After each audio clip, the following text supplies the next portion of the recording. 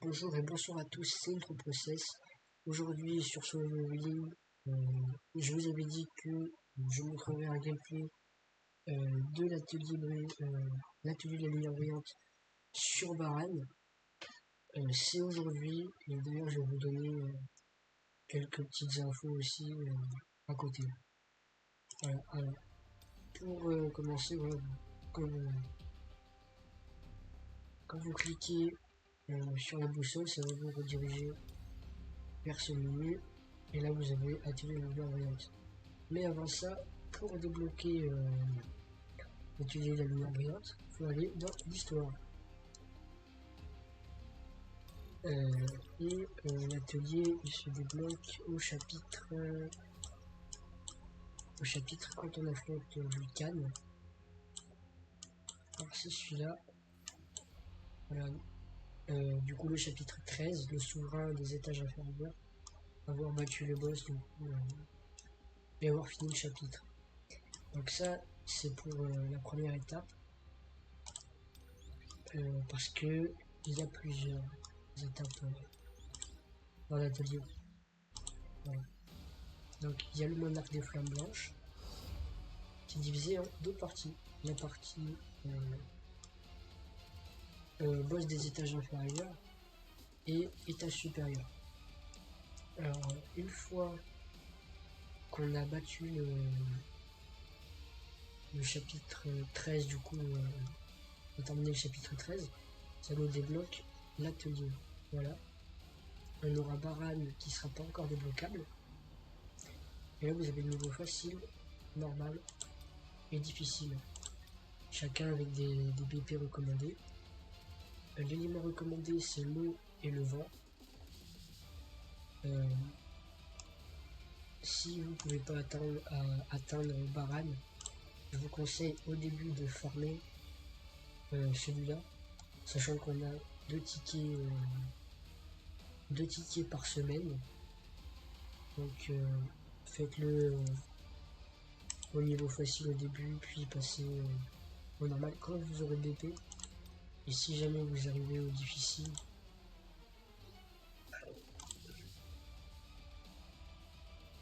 faites-le pour voir un petit peu ce que ça donne. Et moi je vais parler plutôt de Baran, parce que Vulcan il donne très peu de ressources pour la fin du jeu. Donc je vais parler de Baran. Et pour débloquer la partie Baran, il faudra encore aller plus loin dans l'histoire. Parce que là il faudra aller jusqu'à vie et mort du monarque de la flamme blanche. Du coup terminer le chapitre 20. Et ensuite vous pourrez accéder à toutes les parties de le monarque de la flamme blanche en atelier de la lumière. Donc il y a le mode facile, normal et difficile. On ne peut pas accéder directement au mode difficile. Il faut d'abord faire le mode facile, le réussir, puis le mode normal, le réussir, et le mode difficile. Et là après, vous pourrez faire ce que vous voulez. Je voulais revenir aussi sur un truc, c'est que à la première entrée, vous aurez toujours un ticket gratuit. Voilà. Par exemple, le facile, quand tu arrives, tu vas sur entrée, et ben là ça consommera aucun ticket, ça te dira ticket gratuit. Donc moi je vais aller faire du coup directement en mode difficile pour vous montrer ce que ça donne. Vu que j'ai réussi à avoir 3 tickets, alors on en a 2 en début de semaine, puis début de semaine dans le jeu, le début de semaine c'est jeudi, mais du coup on a 2 tickets tous les jeudis et on peut en avoir un autre chaque début de semaine, du coup lundi dans la guilde on peut acheter. Direction difficile, je mets 2 x 3, du coup ça me permet de faire une run et d'avoir 3 fois plus de récompenses. Je commence. Donc là sur Baran il y a 2 écoles. c'est soit on fonce, on fait pas les bénédictions, soit on fait les bénédictions, ça prend un peu plus de temps, mais on est sûr d'arriver à la fin de la run et battre Baran. Donc moi ça dépendra de la team utilisée, mais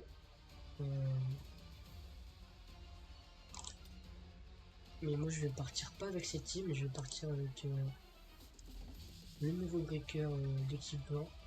Permettra aussi de montrer un petit peu comment jouer et le tester. C'est Goto Ryuji. C'est le dernier SSR sorti avant Séoline.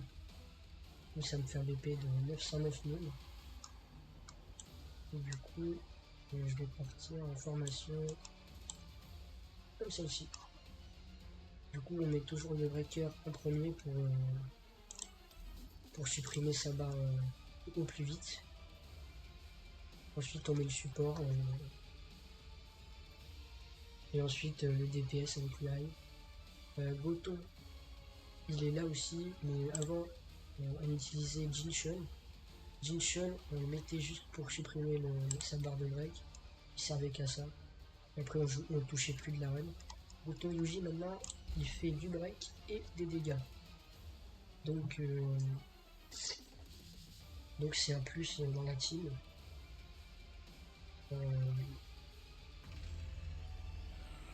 Alors là, du coup, on affronte Metus. Metus, il a plusieurs patterns. Attention, comme tous les boss. Hein. Mais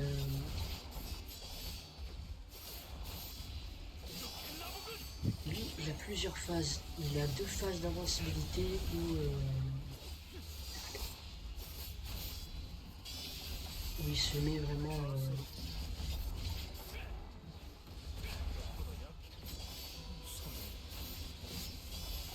Et à partir de ces phases d'invincibilité là, elle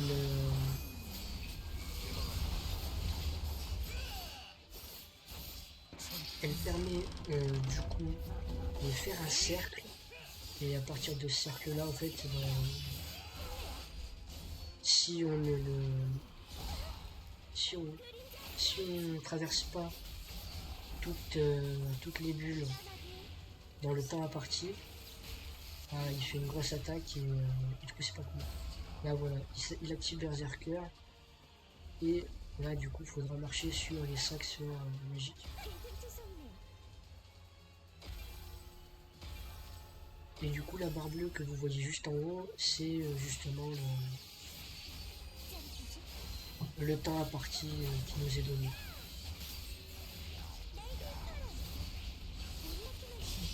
Voilà. Ensuite dans cette phase là, il invoque plusieurs mini-morts vivants, dont un qui fait partie un petit peu des boss. Bon là on n'a pas eu trop le temps de le voir, mais il a une double vie. Et là en fait ce qui se passe c'est que si on se mange ce petit rayon là, et bah il nous éjecte tout simplement. Et c'est assez chiant parce que si on sort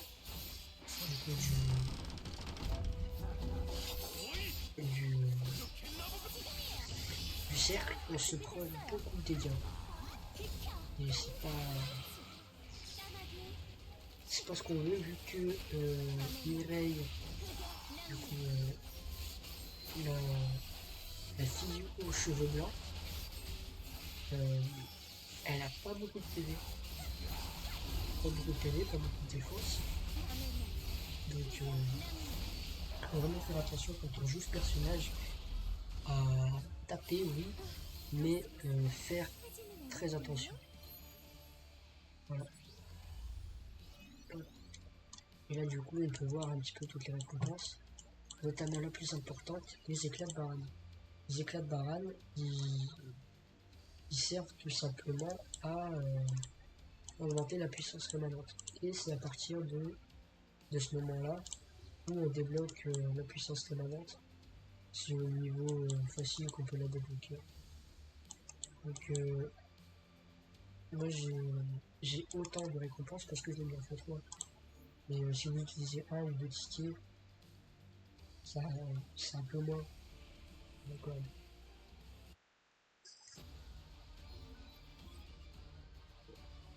Ah, ah oui aussi, oui. Ça fera l'objet d'une future vidéo, ça. Et attendez, parce que du coup,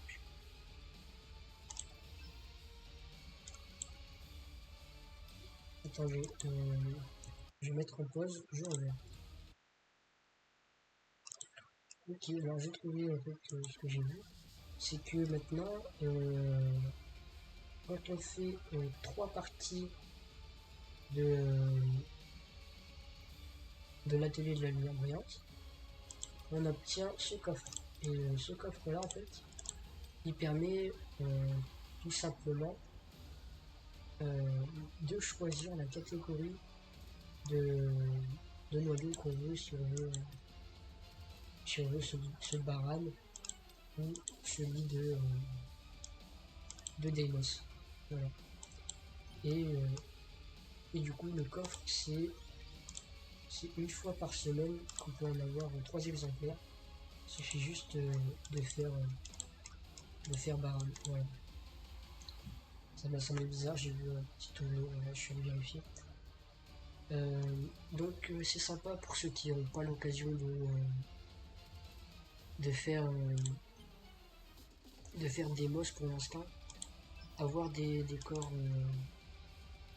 de démos alors qu'on peut pas le faire, c'est franchement intéressant, donc pourquoi pas. Donc je me lance un défi aujourd'hui, c'est de ne pas faire avec les bénédictions. Au moins comme ça ira plus vite. Ça évite de faire une vidéo de 20, de 30 minutes ou plus. Voilà, on est parti. Alors du coup, premier combat c'est avec les chasseurs, deuxième combat c'est avec Sun, le troisième combat c'est avec les hunters et le dernier combat c'est avec Sung. Donc là on affronte Ezil. D'ailleurs maintenant elle est devenue une chasseuse.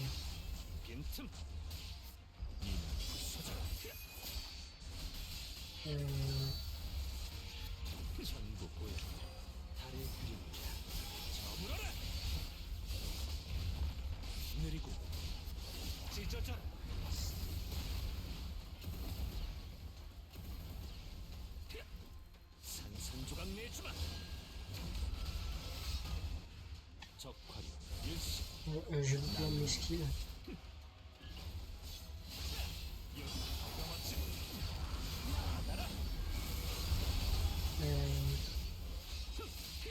Par exemple, je fais beaucoup d'erreurs.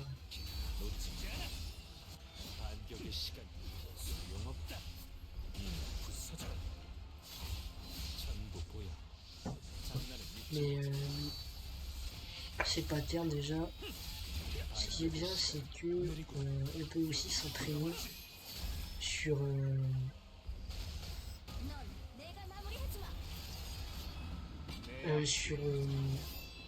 le Battlefield of Time. Parce que ce boss aussi il apparaît dans Battlefield of Time. Et Ezil aussi, voilà, elle a la compétence rage qui permet de se mettre au milieu, de tirer sur tout le monde. Et faut supprimer ces deux cristaux. En étant en partie, la barre elle monte très vite. Donc vraiment il faut y aller à fond.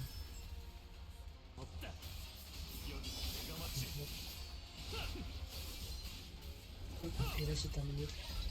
Normalement elle a aussi un autre petit truc aussi, c'est que elle peut lancer un ulti. Donc elle monte dans le ciel, elle balance plein de lances et elles font beaucoup de dégâts. Et d'accord, je me suis ok. Donc je me suis encore trompé, le but c'est de faire 9 combats et après ok. Ok. Donc je me suis encore trompé. Bon, désolé si je.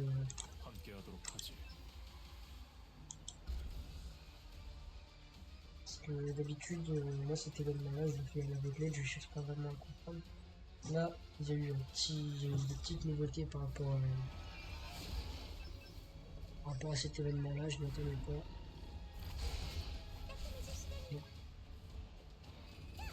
Alors, ces petites bulles là que vous voyez, normalement, dans les états, enfin, dans les difficultés basses, elles y sont pas. Donc vraiment, c'est un peu plus. Vous n'êtes pas à taper 2 esquives de suite.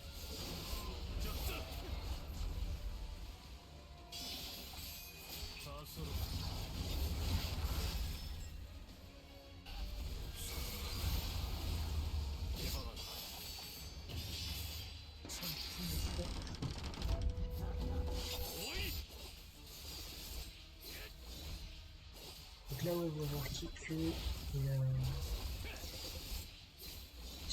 là, il y a Baran au-dessus. Et en fait, là, la wave qu'on affronte, bah, c'est Kaiser en fait, c'est notre ombre.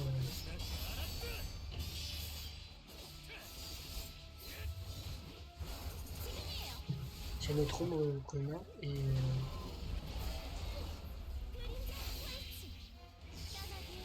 et on l'obtient. On peut l'obtenir avant aussi.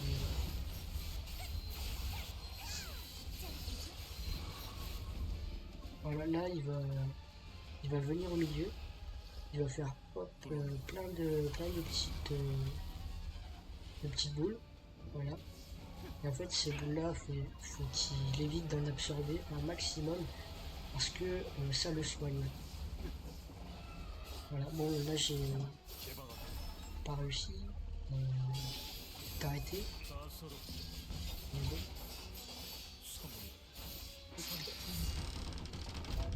Il y a aussi une autre phase où il s'envole dans les airs.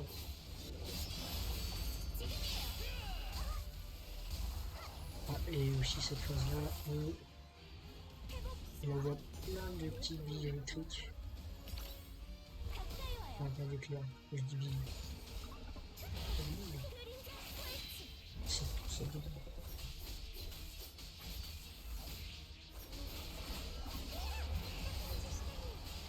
Et c'est pas terme, c'est du basique. Hein. Et je dis ça parce que moi j'ai beaucoup d'expérience sur le boss en question, donc bah, je le fais avec les spades maintenant. Donc vu que j'ai repris comme il faut.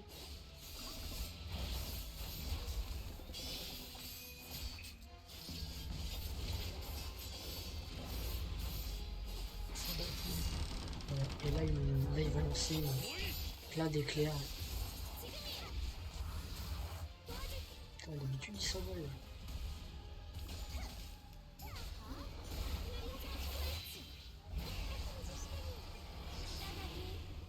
Peut-être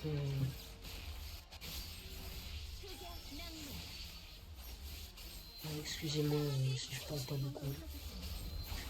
Ah voilà, bombardement aérien. Là vous pouvez rien faire à part esquiver les rayons électriques.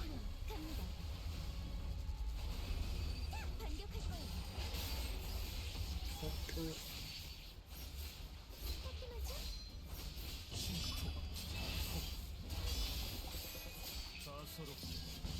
Le but c'est évidemment de finir pas parce que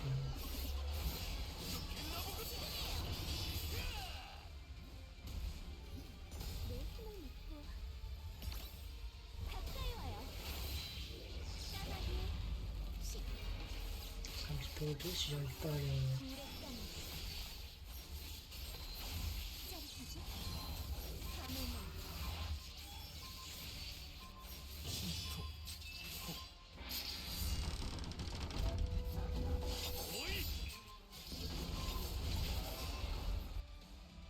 Ouais, bah j'ai un petit fail sur la vivre. Je vais reprendre ça, parce qu'il y a quelques erreurs que j'ai faites. Je vais reprendre ça, je fais une petite coupure, et je vous reprends quand je suis sur le point de le battre. Bon, du coup là je vous reprends maintenant là. Euh,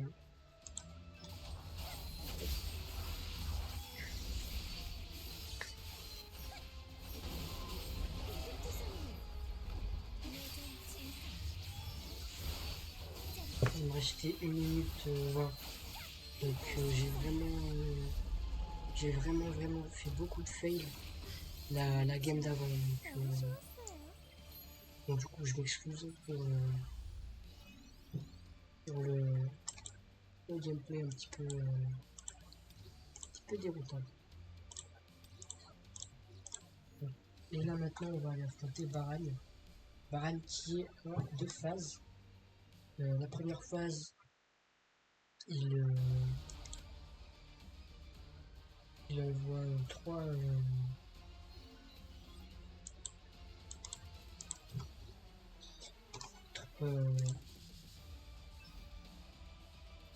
la première phase, il a 2 particularités qui vont arriver assez vite. Et je crois que je me suis trompé de team, donc on revient tout de suite. Et alors là, je viens de remarquer quelque chose aussi, c'est que j'ai enfin atteint un BP de 1 million.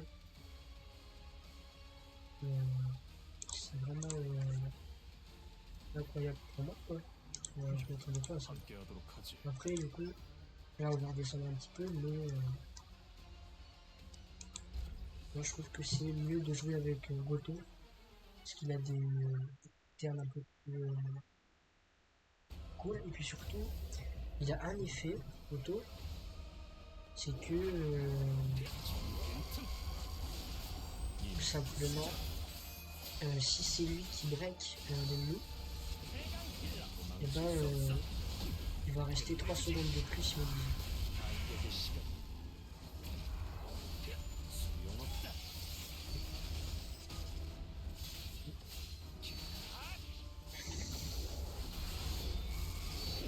Parce que là j'ai l'impression que ça bug un petit peu le gameplay, là j'ai un petit peu l'impression que ça rame un peu.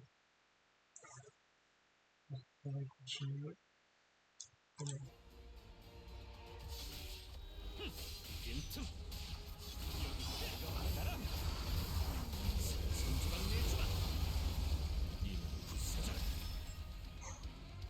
Oh, j'ai pris shot le Baran.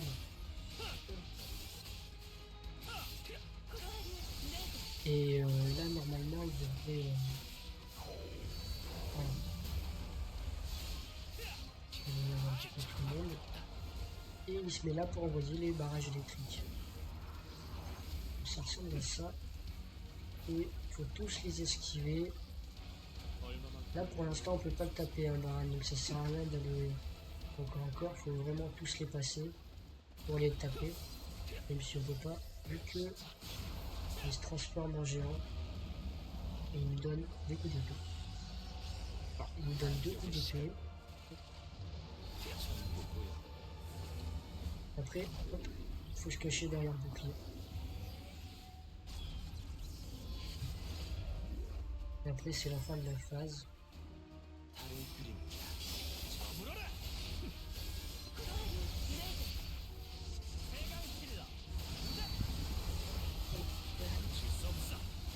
Et là, c'est la fin de Baran, du coup, de la première phase. Du coup, la première phase, il y avait un espèce de glaive, et là, passe avec les dagues, tout simplement. Et là, du coup, il y aura à nouveau une barre de break à faire descendre le plus rapidement possible, comme toutes les autres. Après,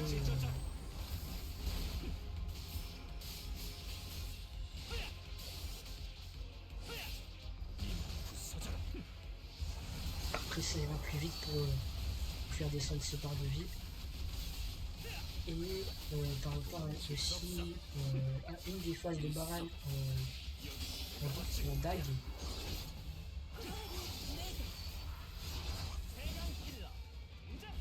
Déjà, je vais tout. Ah, je me suis shooté. Ah non, pas tout ça. Ah, voilà.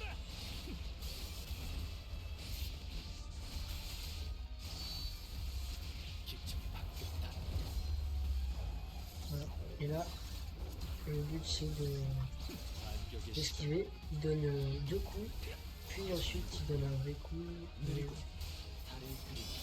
Le but c'est d'esquiver, sinon on prend beaucoup de dégâts.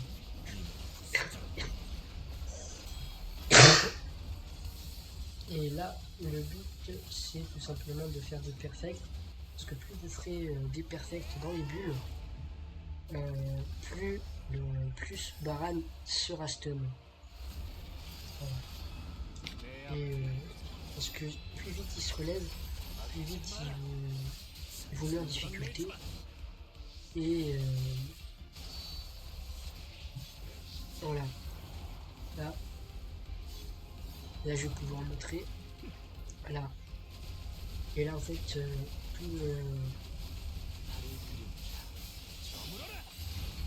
tout ce qui est autour de lui, en fait, si on le finit pas rapidement après, et ben, il lance une attaque qui one-shot.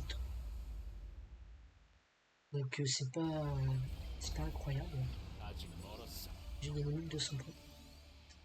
Très très bien, ça, c'est très très bien. Et là, du coup, on a tous les noyaux. Ouais.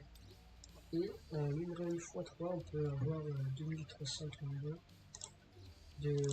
d'éclat. Évidemment, ça c'est en mode difficile. Je vais aussi parler un petit peu des types de noyaux. Là, du coup, on redébloque un autre coffre. Donc c'est pas mal. Et du coup là pour cette semaine, c'est terminé. Plus moyen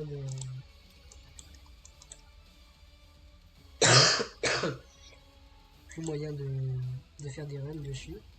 Donc là pour après du coup avoir terminé Baran, vous pouvez vous rendre dans le menu juste ici et il y aura la puissance rémanente. Et du coup je passe de niveau 45 à 46. Donc là on a tout ça en capacité et à la fin on aura tout débloqué quand on sera niveau 50. Je vais maximiser les assassins. Et du coup, les types de noyaux, je vais y venir. Il y a sur Baran 3 types de noyaux. Voilà. En plusieurs raretés évidemment. Il y a l'énergie de mana de spectre antique. Ça c'est. Je vais les mettre directement légendaire, sinon ça va fausser un petit peu. Voilà. Lorsque l'attaque de base de l'utilisateur touche sa cible 3 fois, sa jauge de puissance se remplit de 3%, temps de rechargement 10 secondes. Alors, sa jauge de puissance, c'est sa jauge d'ulti. En fait, et la condition d'utilisation sera déterminée lors de l'obtention du noyau. Parce que les noyaux, ils ont des types. Je ne sais pas si vous avez pu voir tout à l'heure, mais ils ont des affinités avec certains types, par exemple le vent, l'eau, tout ça, les éléments. Et tout simplement, le passif, il sera activé que si le type de noyau correspond au type du personnage. Et sinon, là, il y a les stats. Du coup, le losange, il permet tout simplement d'avoir des PV supplémentaires, des PV en pourcentage, et un autre bonus qui sera aléatoire. Ensuite on a main droite du spectre antique. Du coup celui-là permet d'avoir soit de la défense supplémentaire, soit de la défense en pourcentage. Et lorsque l'utilisateur est touché, sa stat de réduction de dégâts augmente de 10% pendant 10 secondes. Le temps de rechargement est de 25 secondes. Du coup, la condition d'activation sera déterminée lors de l'obtention du noyau. Ça bouge pas. Ensuite, l'obsession du spectre antique, il permet soit d'avoir de l'attaque supplémentaire, soit de l'attaque en pourcentage. Et le passif de noyau, il fait tout simplement que l'attaque de l'utilisateur est augmentée de 5%. Ensuite on passe au deuxième type de noyau où il y a orange et plutôt blanc grisâtre. Du coup ça permet toujours des PV supplémentaires, celui-là. Et lors de l'utilisation de la compétence ultime, l'utilisateur récupère des PM, du coup des points de mana, équivalent à 5% de ses PM max, du coup points de mana maximum, temps de rechargement de 20 secondes. Ce noyau du coup corne du démon anonyme permet toujours d'avoir de la défense ou de la défense en pourcentage. Il permet lors de l'utilisation de la compétence ultime, l'utilisateur bénéficie d'un bouclier équivalent à 10% de ses PV max pendant 8 secondes. C'est très fort. Et le dernier qu'on peut avoir du coup en battant Baran, c'est tromperie du démon anonyme. Lui il permet toujours l'attaque supplémentaire ou l'attaque pourcentage. Et lors de l'utilisation de la compétence ultime, les dégâts cognitifs de l'utilisateur augmentent de 20% pendant 8 secondes. Voilà, j'ai fait le tour. Et évidemment, les noyaux n'ont pas de compétences supplémentaires s'ils sont, par exemple, tous les trois ensemble. Alors là, vous pouvez faire des mix de noyaux. Par exemple, mettre la corne du démon anonyme avec l'obsession du spectre antique et de l'énergie de mana du spectre antique. Vous pouvez faire plein de combines du moment que ça convient au chasseur en question. Ensuite, par rapport à Demos, moi je le ferai peut-être un jour en mode difficile. J'espère en tout cas pouvoir vous proposer ce contenu. Mais il y a les trois types de noyaux, du coup juste là, rouge et violet. J'en parlerai quand je pourrai jouer contre Demos. Voilà, c'est tout. Ensuite, évidemment, il y a l'onglet des noyaux. Voilà, jusqu'ici. Ça descend jusque là. J'ai beaucoup de noyaux et je sais pas trop. Je sais pas trop quoi en faire. Parce que les noyaux, on peut pas les vendre. Soit on les utilise pour monter des niveaux, soit on les utilise pas. Et il en reste comme ça dans la box, etc. Maintenant aussi, un petit truc que je voulais dire, c'est par rapport aux raretés de noyaux. Il y a trois raretés, du coup, niveau héroïque, rare, héroïque et légendaire. Rare, c'est les bleus, héroïque, violet, légendaire, jaune. Ne faites pas cette erreur-là à monter au niveau maximum des noyaux rares et des noyaux héroïques. Parce que ça bouffe beaucoup de ressources. Ces ressources-là, elles sont très très importantes. Donc, attendez avant de maxer un noyau. Attendez d'avoir les bons noyaux en termes de légendaire.